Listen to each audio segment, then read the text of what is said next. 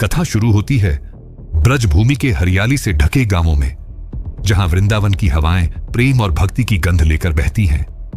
यहां जन्मे और पले बढ़े थे दो बालक, श्री कृष्ण और सुदामा। सुदामा, जिन्हें चंपक भी कहा जाता था, एक सरल, ईमानदार और विनम्र ब्राह्मण बालक थे। उनके जीवन में न तो धन था न वैभव, लेकिन उनके हृदय में मित्रता और भक्ति का भंडार असीम था। वहीं उनके मित्र थे श्री कृष्ण, जिन्हें हर कोई जानता था। उनकी चाल, मुस्कान, बांसुरी और बाल लीला सबको मंत्रमुग्ध कर देती थी। कृष्ण और सुदामा बचपन में साथ खेलते, नदी किनारे माखन चोरी करते और गोपियों के साथ खेल में मस्ती करते।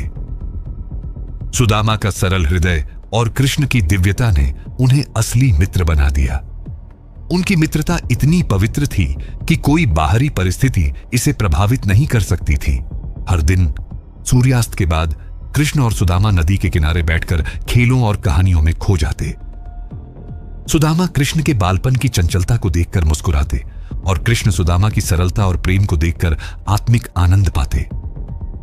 समय बीतता गया। सुदामा बड़े हुए, लेकिन गरीबी उनके साथ बनी रही। उनके घर में न अनाज की कमी थी न कपड़े की। वह हर दिन कठिनाई से जीवन यापन करते। उनके मन में एक छोटी सी चिंता थी, बच्चों की पढ़ाई, परिवार की जरूरतें। उनकी पत्नी कहती, सुदामा, अब समय आ गया है।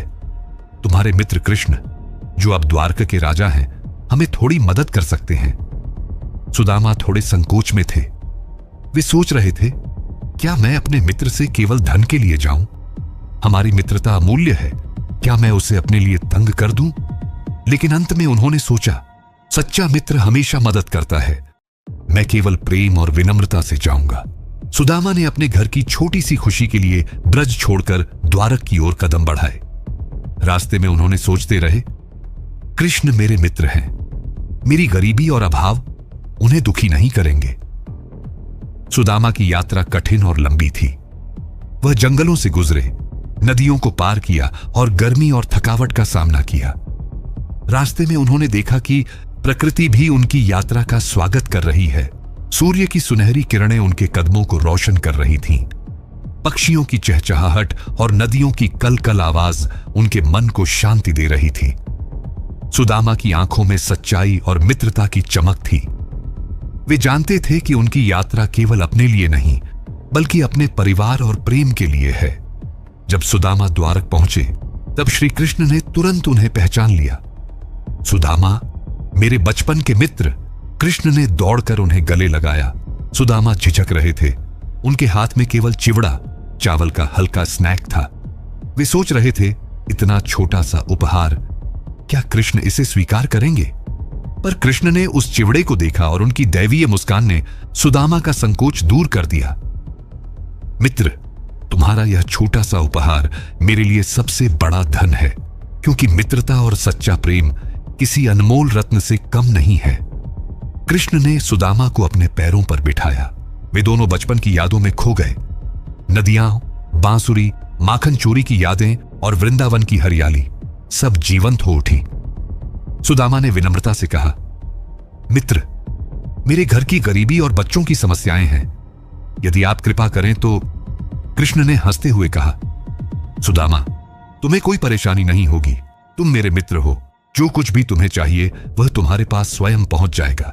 सुदामा ने चिवड़ा तो दिया, पर उनके मन में कोई लालच नहीं था। वे केवल प्रेम और मित्रता के लिए आए थे। कृष्ण ने उस चिवड़े को अपने हाथ में लिया, धीरे धीरे चखा और मुस्कुराए। कृष्ण की मुस्कान में सुदामा को ऐसा आभास हुआ जैसे उनके जीवन की सारी चिंताएं दूर हो गई हों। कृष्ण ने उन्हें आशीर्वाद दिया, सच्चा मित्र वही है जो बिना अपेक्षा के स्नेह देता है। आज से तुम्हारी जीवन की सारी कठिनाइयां दूर होंगी। सुदामा जब अपने घर लौटे तो उन्होंने देखा कि उनका घर बदल चुका था। गरीबी नहीं थी, अन्न से भरे घर, खुशहाल बच्चे और स्वस्थ परिवार। सुदामा समझ गए कि यह सब श्री कृष्ण की दिव्य मित्रता और आशीर्वाद है। कृष्ण ने केवल उनके दुख नहीं हटाए, बल्कि उनके जीवन में खुशियां भर दी। सुदामा की आंखों में आंसू थे, लेकिन उनके दिल में केवल प्रेम और कृतज्ञता थी। कृष्ण और सुदामा की यह कहानी हमें यह सिखाती है कि 1.